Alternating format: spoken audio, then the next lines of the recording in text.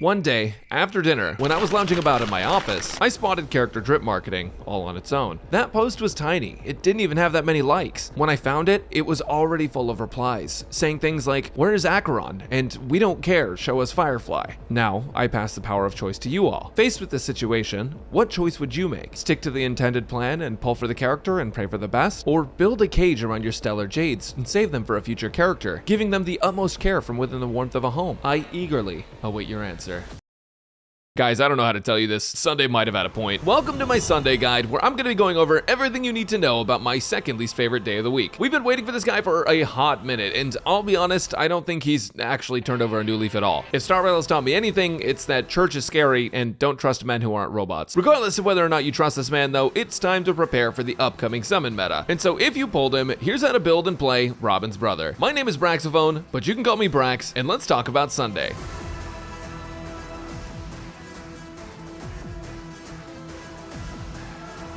The year is almost 2025, and Jingyan is receiving his 17th indirect buff to try to make him top of the meta. If we're lucky, it'll last a whole patch, because Goliath comes out in 3.0. Despite Monday's questionable decision-making, his new drip must have inspired him to do better for the world. Wait, where have I seen this before? This guy isn't Sunday anymore, he's Friday night. Sunday is essentially Bronya Pro Max. If you take an S-tier character and release a better version, that's how you break the game, which Sunday will likely be doing for the 3.x series due to his absurd amount of buffs. So what exactly does he do? Sunday's skill dispels a debuff from a single ally, allowing them to immediately take action and increases their damage. This is actually just Bronya's skill. Friday's skill can move up the selected ally and their summon, while giving up to an 80% damage bonus. Without a summon, it's just 30% of that character. It lasts for 2 turns, unlike Bronya's 1, which lets you catch follow-up attacks and summons within buffs. And I wasn't lying to you about the dispel either. It dispels a debuff when you activate one of his major traces. But what makes Sunday stand out for Bronya is that he actually refunds skill points at E0. Sunday's ultimate costs 130 energy and gives your target ally crit damage. In fact, the amount of crit damage that he gives should be illegal. At talent level 10, he gives 30% of his personal crit damage plus 12%. If he's at 200% crit damage, he'll give the target 72 crit damage. It's not as much as Sparkle, but she's cheating anyways. For reference, Bronya gives 16% of hers plus 20%. And while that may be team-wide, usually you're not playing characters like Sunday and Bronya in a double DPS team. But there's actually more. Wednesday's ultimate also gives the target 20% of their max energy, unless you have his major traces, which change that to be a minimum of 40 energy no matter what. This makes Sunday a battery. Currently, our only batteries are dead or children, and I'm not saying I know what's going to happen to him, but it might be a good idea to invest in a neck brace. But as I was saying before, he's a bit different from Bronya, because while your ally has that crit buff, if Sunday uses his skill on that same ally, you'll actually get a whole skill point back, which makes him a lot easier to manage in an SP hungry team. And if that doesn't sound broken enough, I haven't even brought up his talent yet, which gives your ally 20% crit rate at talent level 10 whenever they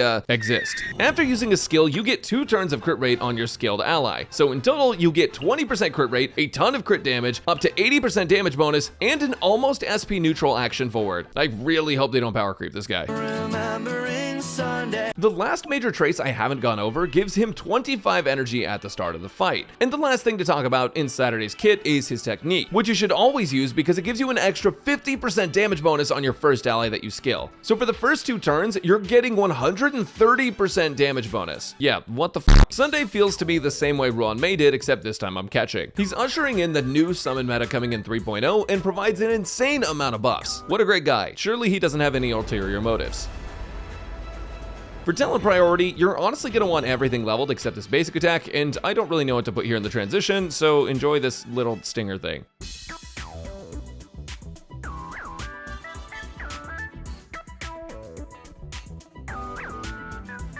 Sunday is probably the easiest character in the game to build if you have Sparkle, Bronya, or an uncapped credit card. Without you're going to want to speed tune him and build him for his own stat buffs, he's essentially Bronya Iceborne. If you have Bronya and Sparkle built, you can probably just yoink their relics. But if not, you'll want to use sets like Sacerdos Relived Ordeal, which gives a speed buff on the 2-piece and a crit damage buff to a targeted ally on the 4-piece. You can also speed tune him with Messenger 2-piece, but I wouldn't really recommend going 4 pieces for that since that can mess up the action priority. As for planar sets, you'll want to use literally any support set. I like to use Lushaka because it's an attack buff for my DPS, but also extra energy regen for Sunday, so you can try and use his ult every 3 turns if you take 2 hits. But you can also opt for most other support sets like Penacony, Broken Keel, etc. For main stats, since he scales on crit damage, you want to make sure that he has a crit damage body. I'd pick something defensive like HP or defense with high crit damage substats. Sunday is kind of like Tingyun. I don't think I need to say more. For his rope, you're always going to want to build him with an energy regen one to try and get his ultimate back every 3 turns, but realistically, if he's not getting hit, it's probably going to be every 4. For my Jingyun in this video, I have him speed tuned to 135 speed with Sunday at 134, but this can work at literally any speed threshold. That's why the amount of speed that you need in your substats may actually vary, but getting the right speed is definitely the most important thing in substats, so that way you can go DPS attack, Sunday skill, then DPS attack again. Other than that, you want as much crit damage as you can get, and effect res will always be good to lessen the odds of you getting RNG stun. Here's a summary of Sunday's build. Hopefully it should be an easy one because you're going to be stuck in the Sacerdos farm for literally the rest of your days on Star Rail.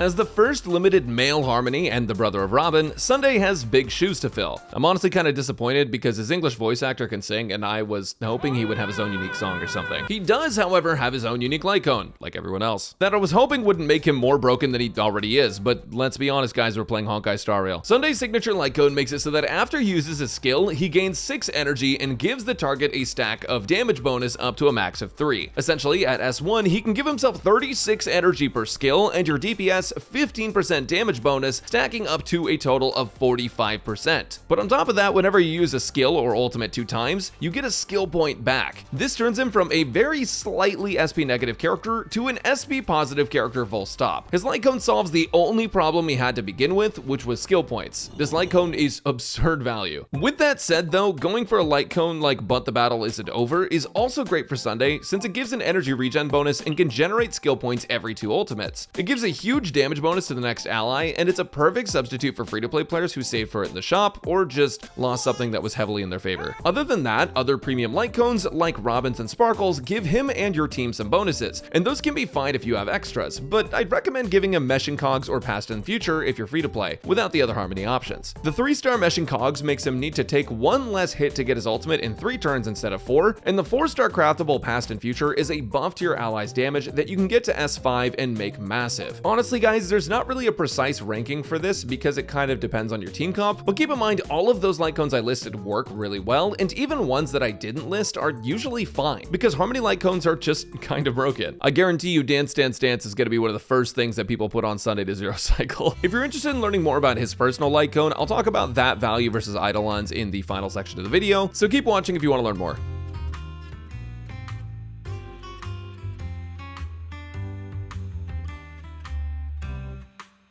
If you want an example of how good this character is, by the way, I just autoed MOC while playing RuneScape with him, and I didn't have to reset a single time, which may not be an accomplishment for you, but for someone who's in the bottom 0.01% of luck for players on 50/50s, that's pretty good for me.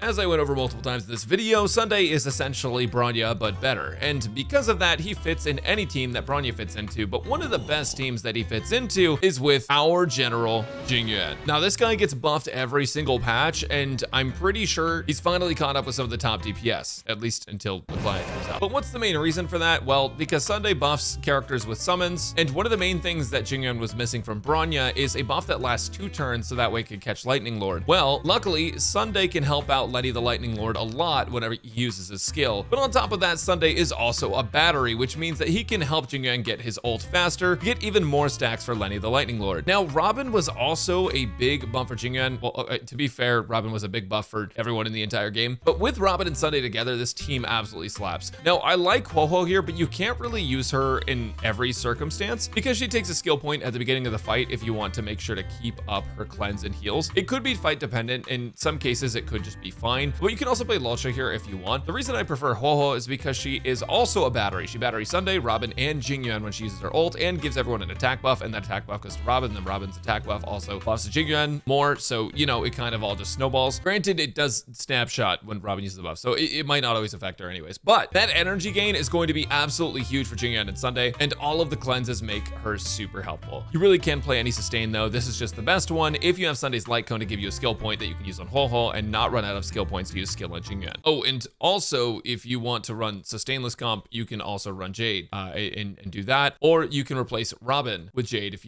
Robin is used elsewhere, you can just do that, and that's totally fine. But because Sunday is Bronya, you can also play him with Boot Hill. Now, would I recommend doing this over just using your regular Bronya? You have two teams for your endgame content, and typically you're going to want to put Sunday wherever he gets the most value for the rest of your team, and that would usually mean putting Bronya here and Sunday on another team, but he can be a replacement for Bronya if you don't have her to go with Boot Hill. This is just because he has 100% action forward. The damage bonus and stuff is like kind of nice, but most of Boot Hill's damage is break anyways, and with Ron May and Aventure, this team absolutely slaps. Now again, you can go Ho-Ho if you want to have even more battery, but any sustain really works. Some people were playing Bronya with Dan Heng Imbibitor Lune back when he released, because this was before Sparkle gave all of the skill points, but Bronya Dan Heng is still not a bad choice. Sunday with Dan Heng is also pretty good, especially because Sunday doesn't have to worry about skill points nearly as much. Granted, you're still going to be in the negative, but it's not going to be as bad, unless you have his Light Cone, in which case you're probably not going to be in the negative either. And any other sort of hyper carry that you can play with Bronya, you can play with Sunday. Another place where Sunday is great is in a Fei Xiao team. This is just because Fei Xiao action forward means she gets more follow-up attacks, means she gets more stacks, means she gets more ultimates, and his buff lasts pretty long, which means it catches follow-up attacks from her as well, even after her turn. So Sunday's actually pretty good for Fei Xiao. You actually don't buff Topaz and Numby, even though you can play a semi-Topaz and Numby hyper carry team. It's all right. It's not like the best thing in the world, but it works. But you always want to buff Fei Xiao because that's going to be a majority of your damage. And one other team that I want to talk about is this team with Yunli. Now, one of my favorite things about Sunday releasing is we now have 3 characters that give energy.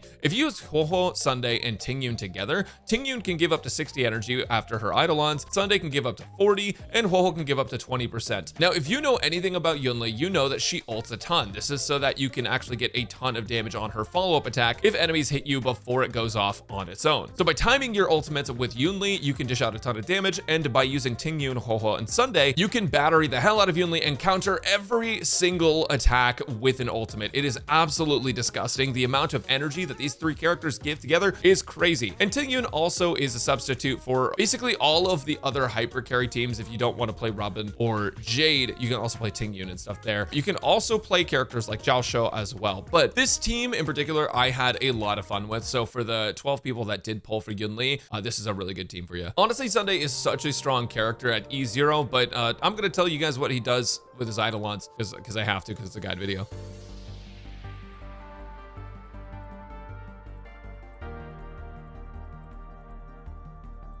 With 3.0 coming soon, it's definitely going to be hard to save your Stellar Jades, especially with the Herta being dripped. But it's highly possible that Tuesday is the best support for upcoming summon meta in the foreseeable future, unless they just make another Robin. With that said, for those of you who are pulling for more than just one of him, here's what his Eidolons do. First off, his E1 gives his ally targeted by his skill a defense ignore, and their summon an even bigger defense ignore. Because they already give so many stats, this defense ignore ends up being pretty helpful, especially with other defense shredders or the quantum set for those still using it. His E2 is also decent though, since it gives 2 skill points back after using his ultimate for the first time, and also gives his ult targeted ally a 30% damage bonus. At what point do you stop needing SP though? It depends on the team comp, but it's better to be at 5 than 0. My biggest issue with this Eidolon is that it's 3 copies of Sunday for 2 skill points. In total, you might as well get the Light Cone at that point. E3 is an ult and basic attack level up, and E4 gives him 8 energy at the start of every one of his turns, making him truly only take 3 turns to ult without his Light Cone, and 2 turns with, assuming you get hit like 1 time. With his Light Cone, if you use his ultimate more frequently, you get even more SP, so that can be pretty dang good. E5 is a skill and talent level up, and E6 removes Relic RNG from the game. E6 makes his talent crit rate stackable up to 3 times, meaning at talent 10, you could have 60% crit rate, but since you'll have extra talent levels from E5, you actually get 66% crit rate, which is